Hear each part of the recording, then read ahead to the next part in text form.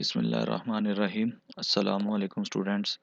आज हम lecture number 4 week 7 का करेंगे, जिसमें हम एक्सरसाइज 3.2 का क्वेश्चन नंबर 6 को डिस्कस करेंगे और कुछ इंपॉर्टेंट डेफिनेशंस को और कंसेप्ट्स को हम डिस्कस करेंगे जो चैप्टर नंबर 3 के हैं, जो एक्सरसाइज 3.3 और 3.4 और 3.5 को अंडरस्टैंड करने के लिए ज़रूरी है। इस लेक्चर में सबसे पहले वो हम डिस्कस करेंगे। आइए सबसे पहले देखते हैं आपके पास जो क्वेश्चन नंबर 6 है एक्सरसाइज 3.2 का। इसमें आपके पास है, कल हमने क्वेश्चन नंबर 5 तक किए थे। तो इसमें है, वो कहता है कि if A and B are square matrices of same orders. ये दोनों स्क्वायर मैट्रिसेस है, कोई भी इनका ऑर्डर हो सकता है और ये दोनों का सेम ऑर्डर है। जो ए का ऑर्डर होगा वही बी का होगा।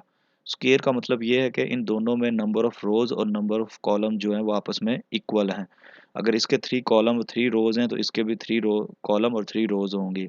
इसी तरह अगर इसके 6 रोज हैं और 6 कॉलम्स हैं तो इसके भी 6 रोज और 6 कॉलम्स होंगे आपके पास, क्योंकि किसी भी स्क्वायर मैट्रिक्स से जो है वो नंबर ऑफ रोज और नंबर ऑफ कॉलम्स बराबर होते हैं। अब वो कहता है कि आपके पास ये दो स्क्वायर मैट्रिसेस हैं सेम ऑर्डर के, और आपने एक्सप्लेन करना है कि जनरली कोई भी जनरली मैट्रिसेस ले लें हम, तो वो ए plus B into A minus B जो है वो इक्वल ए स्क्वायर माइनस बी स्क्वायर के इक्वल नहीं होता।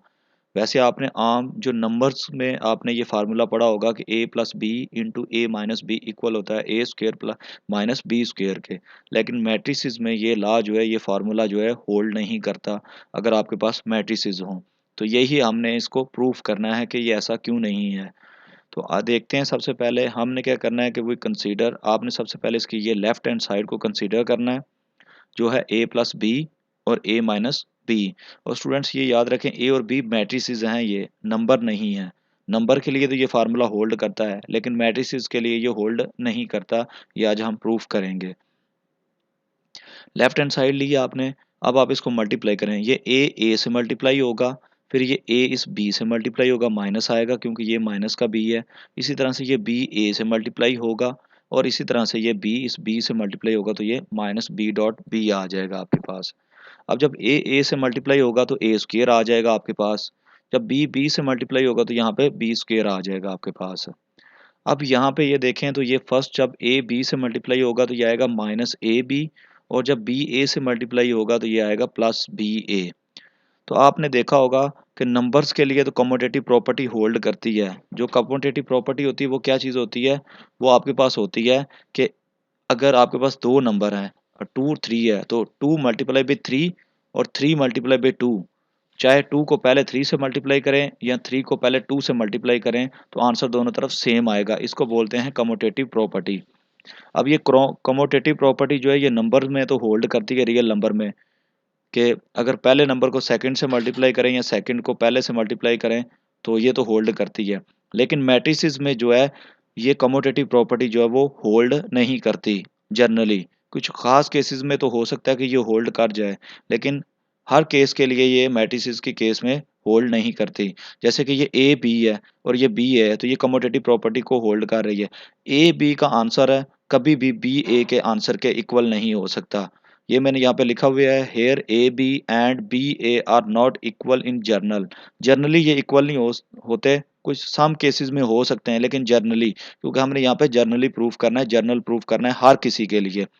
तो यहाँ से मैं लिख सकता हूँ कि A B does not equal to B A because commutative law is not hold in general in matrices.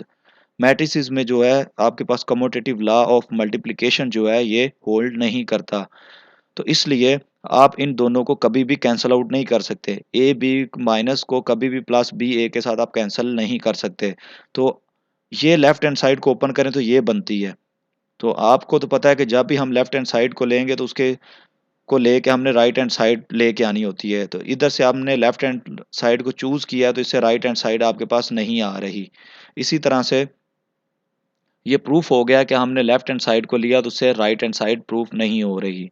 Similarly आप राइट हैंड साइड को भी लेके यूज़ कर सकते हैं कि उसे लेफ्ट हैंड साइड कभी भी वो प्रूफ नहीं हो सकती। तो इसके साथ ही ये क्वेश्चंस प्रूफ हो गया है आप लोगों के पास। तो ये क्वेश्चन नंबर 5 था जो कल, और इसमें बहुत सारे स्टूडेंट्स ने मुझे ये पेपर अभी तक क्वेश्चंस नहीं भेजा लिख के, तो कल तक के लिए आपके पास टाइम है कि आपने क्वेश्चन नंबर 5 जो है वो आपने लिख के भेजना है राइट हैंड साइड को।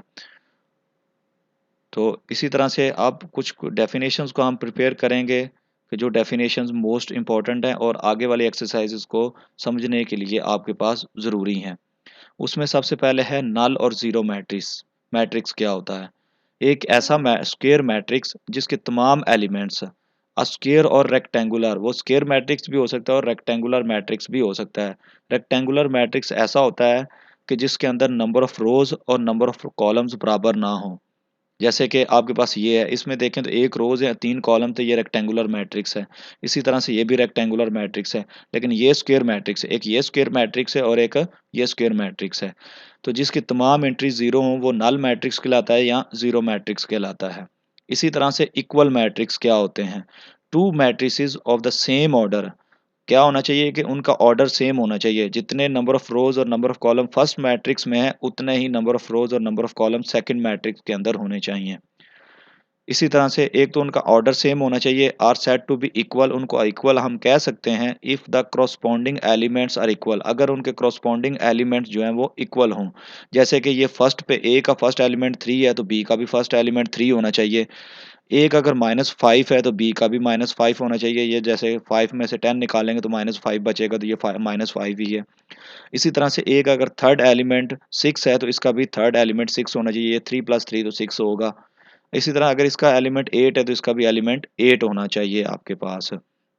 तो देन हम कह सकते हैं कि दो एलिमेंट्स जो हैं आपके पास इक्वल होंगे।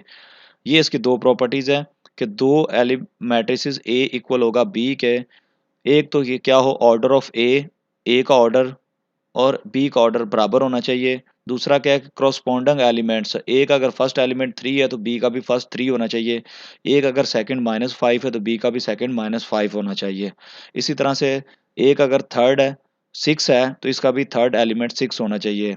अगर ए का फोर्थ एलिमेंट 8 है तो बी का भी फोर्थ एलिमेंट 8 होना चाहिए। तो ये दो प्रॉपर्टीज अगर कोई भी मैट्रिसेस दो इक्वल होल्ड करेंगे तो वो मैट्रिस आपस में इक्वल होंगे। इसी तरह से एडिशन ऑफ मैट्रिसेस और सब्ट्रैक्शन ऑफ मैट्रिसेस, दो मैट्रिसेस को ऐड और सब्ट्रैक्ट हम कैसे कर सकते हैं? टू मैट्रिसेस आर कंफरेबल, यानी कि वो ऐड होने के काबिल हैं फॉर एडिशन और subtraction if they are the same order, अगर वो सेम ऑर्डर के हों। एडिशन और सब्ट्रैक्शन के लिए क्या कंडीशन है दो मैट्रिसेस के, कि उन दोनों मैट्रिसेस का ऑर्डर सेम होना चाहिए। जितने number of rows first matrices में उतने ही number of rows second matrix में होने चाहिए। जितने number of columns first matrix में उतने ही number of columns second matrix में होने चाहिए। तो तब हम दो मैट्रिक्स को ऐड या सब्ट्रैक्ट कर सकते हैं। इसके बाद आपके पास डेफिनेशंस हैं। आपके पास स्केलर मैट्रिक्स क्या होता है? फर्ज करें कि ए कोई मैट्रिक्स है आपके पास जिसकी कोई एंट्रीज हैं, एलिमेंट्स हो सकते हैं, 2 रोज हो सकती हैं, 3 कॉलम हो सकते हैं, या 2 रोज 2 कॉलम्स हो सकते हैं। अगर उस मैट्रिक्स के डायगोनल के ऊपर सेम एलिमेंट्स पड़े हुए हैं, डायगोनल के ऊपर सेम एलिमेंट्स पड़े हुए हैं अदर देन जीरोज, जीरो के अलावा, तो हम कहते हैं कि वो मैट्रिक्स क्या है? स्केलर मैट्रिक्स है। जैसे कि आप देखें तो इसके डायगोनल पे 7 7 पड़े हुए हैं, डायगोनल पे वो सेम एलिमेंट्स पड़े होने चाहिए और नॉन डायगोनल एलिमेंट्स जो है वो 0 0 होने चाहिए। तो ये आपके पास क्या होगा? स्केलर मैट्रिक्स होगा। और जो स्केलर मैट्रिक्स है, जो आइडेंटिटी मैट्रिक्स है, ये स्केलर मैट्रिक्स का एक स्पेशल केस है, एक स्पेशल मैट्रिक्स है स्केलर मैट्रिक्स। नेक्स्ट आपके पास जो है वो आपके पास ये है, जैसे कि ये ए है, डायगोनल पे एक ही एलिमेंट पड़ा हुआ है ए आपके पास, बाकी नॉन डायगोनल 0 0 है, तो ये भी स्केलर मैट्रिक्स है। इसी तरह से अगर इस मैट्रिक्स को देखें तो ये आपके पास 4x4 का मैट्रिक्स है, स्क्वायर मैट्रिक्स है। इसके लिए पहला शर्त ये है कि ये मैट्रिक्स स्क्वायर होना चाहिए, तो इसके डायगोनल एलिमेंट्स एक ही नंबर होना चाहिए और नॉन डायगोनल एलिमेंट्स 0 0 होने चाहिए आपके पास। तो इसको हम कहते हैं ये स्केलर मैट्रिक्स है आपके पास। नेक्स्ट आपके पास है आइडेंटिटी मैट्रिक्स। आइडेंटिटी मैट्रिक्स एक ऐसे मैट्रिक्स को कहते हैं जो कि स्क्वायर मैट्रिक्स हो, उसके जो डायगोनल एंट्रीज हैं, ये जो डायगोनल पे एंट्रीज आ रही हैं ये n ऑर्डर है, यानी इसके अंदर n नंबर ऑफ रोज हैं और n नंबर ऑफ कॉलम्स हैं। इसकी डायगोनल एंट्रीज 1 1 होनी चाहिए और नॉन डायगोनल एंट्रीज तमाम की तमाम 0 होनी चाहिए। तो ये आइडेंटिटी मैट्रिक्स होगा। स्केलर में क्या है कि वो नंबर कुछ भी डायगोनल पे हो सकता है, लेकिन आइडेंटिटी में या यूनिट मैट्रिक्स में क्या होना चाहिए, वो जस्ट वन होना चाहिए डायगोनल्स पे। तो उसको हम कहते हैं कि ये आपके पास आइडेंटिटी मैट्रिक्स है। नेक्स्ट आपके पास है मल्टीप्लिकेशन ऑफ टू मैट्रिसेस, कि दो मैट्रिसेस को कब हम आपस में मल्टीप्लाई कर सकते हैं। वो कहता है कि two matrices A and B are said to be suitable for multiplication और प्रोडक्ट।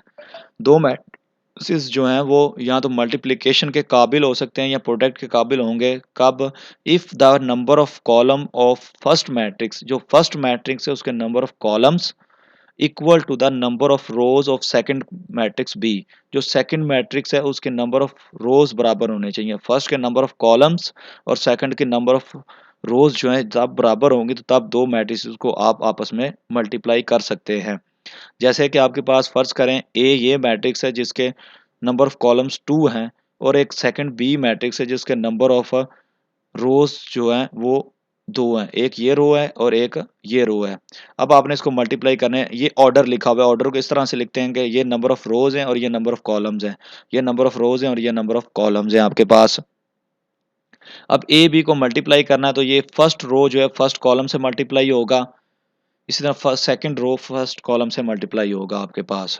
तो इस तरह से आपके पास ये दो मल्टीप्लाई हो सकते हैं। इससे आगे जो है वो आप इंशाल्लाह नेक्स्ट लेक्चर में हम करेंगे कि किस तरीके से दो मैट्रिसेस को एडजॉइंट किस तरह से लिया जाता है और उनको आपस में ऐड किस तरह से किया जाता है आपके पास।